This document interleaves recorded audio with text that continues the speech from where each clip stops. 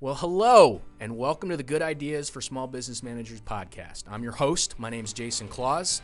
With me, I have my producer, Samuel Hatton. He's not going to be talking today. It's just going to be me. This is the very first podcast of the Good Ideas for Small Business Managers series we're going to be doing.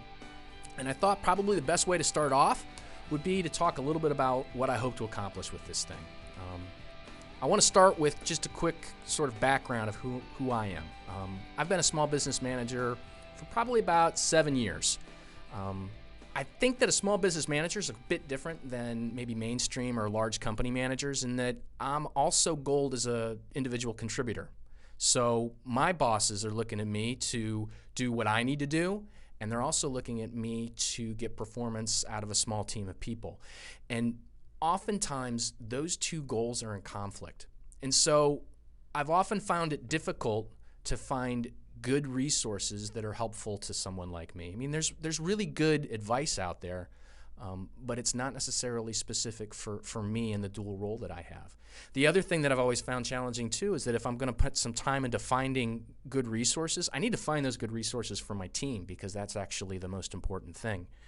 And so I'm hoping that this podcast and the jasonclaus.com website, they become a place for us to form a little community around people who are like me, where we can share ideas. So what you can expect over the next couple of months from me is a series of podcasts where I'm going to talk about some topics and some hits and tricks and ideas that I find helpful. And I'm hoping that it's going to spur sort of a conversation. And I think we can declare success if I start getting some ideas from you. So without further ado, I think we're gonna do our first topic area today. I have two articles that I kind of wanted to share with you. I read a ton, and I listen to a lot of stuff on podcasts as well. Also books on audio. But these are two articles that I've got for you.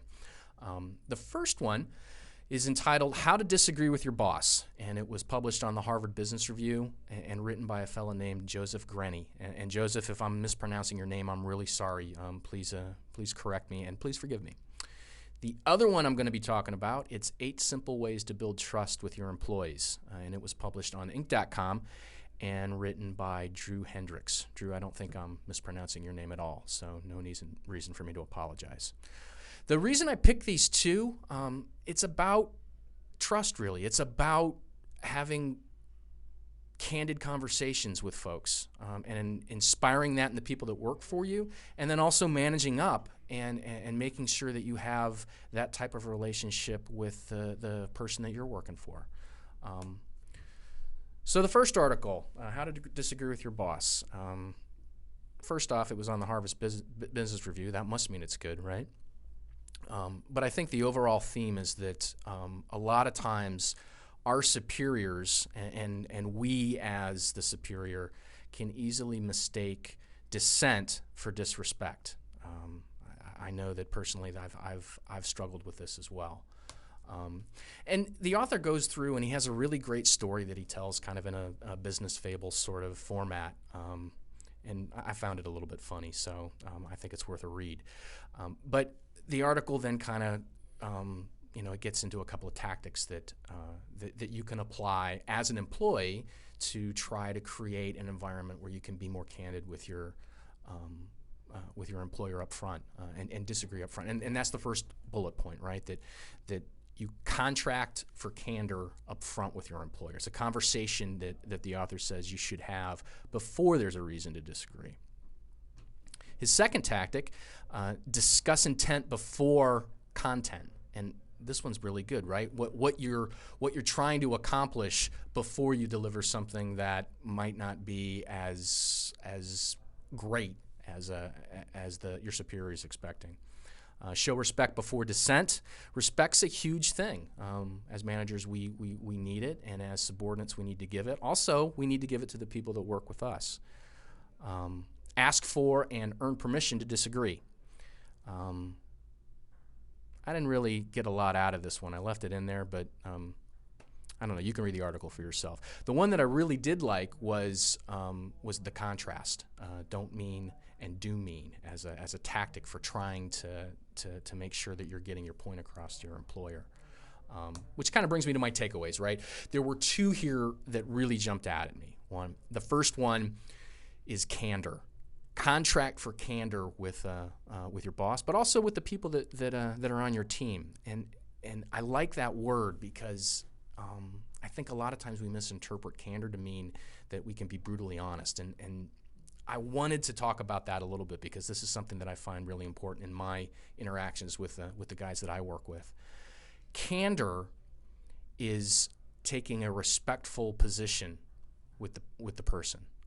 You might have to have a difficult conversation, but it comes from a place of grace, where what you're trying to communicate to the teammate is that you're important, your goals are important, but I've got some maybe less than ideal feedback to share with you, but I'm not sharing it with you because I want to tear you down. I'm sharing it with you because I want to build you up.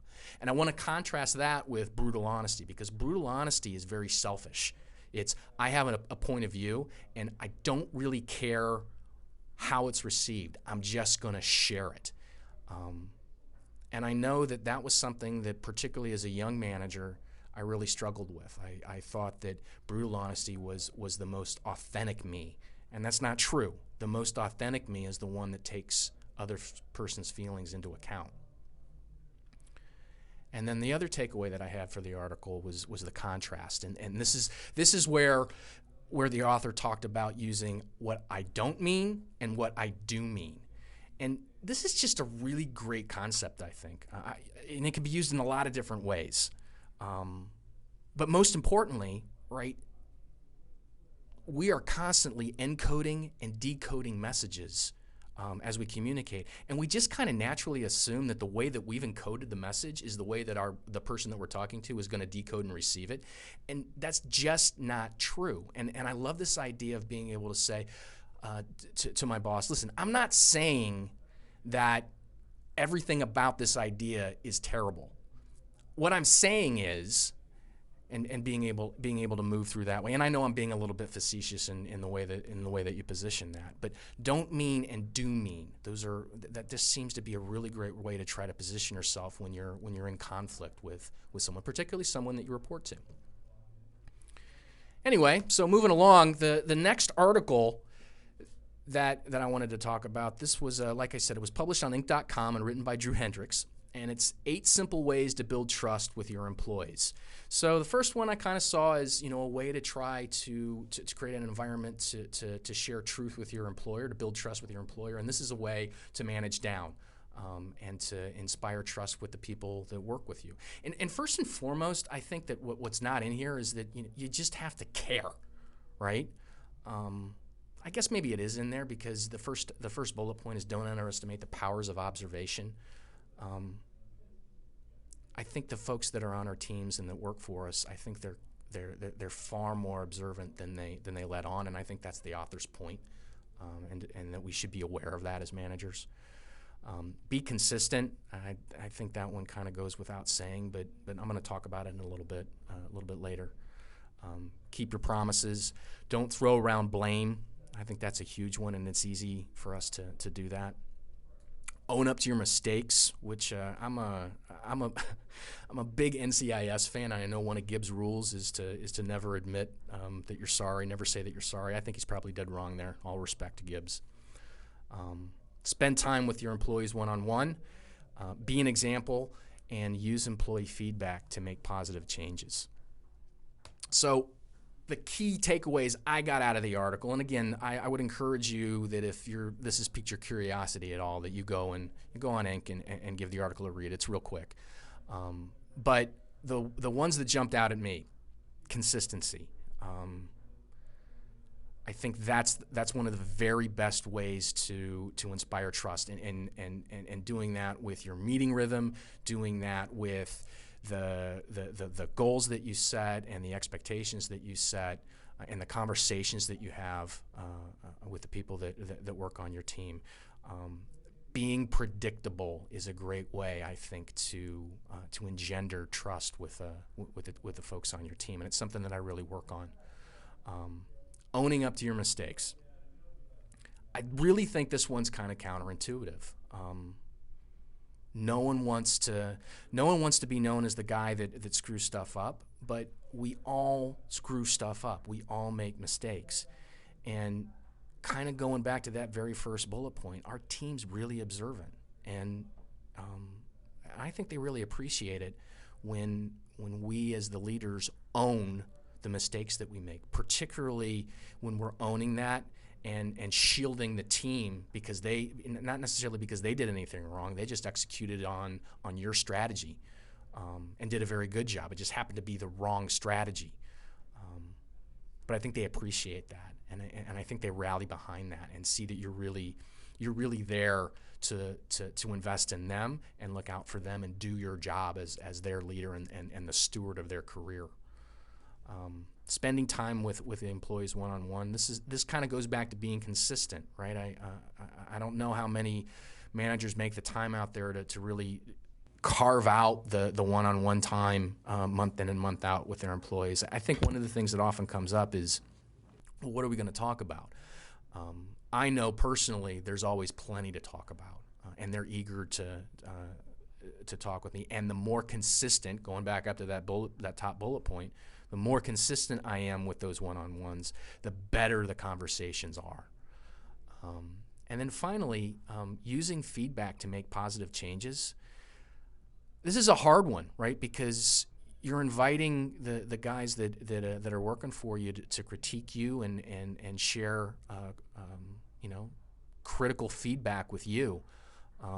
It's hard for them, kind of going back to the first article, and sometimes it's hard for you to accept it. And I kind of feel like you really have to work hard. I feel like I personally have to work really hard at creating an environment where my team feels comfortable telling me, hey, I really don't like it when. But I feel like I'm there with quite a few of them, and I feel like when they do share this with me, that I'm actively trying to make changes. And I think that's the key, right? When someone tells me something that they would like me to do, I want to try to make a change immediately, and then I want to follow back around and see if they've noticed and see if I'm doing what they're asking me to do. I'm not talking about pandering. I'm just talking about trying to create that environment where the teammate is optimally set up to do their job and succeed. I'm always surprised at the ways that they share with me how I can help them get there, be more successful. Well, that's the first episode. 2 articles. I hope we're going to put them in the show notes, and I hope you'll give them a read. Also, like I said, I want this to become a community. I want this to become a place where we're all sharing ideas.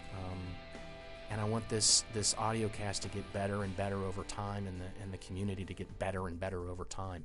So what I really hope that you'll do, if you're listening to this, if you're one of the 3 people that are listening to it, why don't you go over to jasonclaus.com and leave a comment, maybe in the blog posting where the audio cast is hosted. If you've got an idea and you want to share, why don't you email it to me, or you can from the website you can get to any of my social media presences and connect with me that way.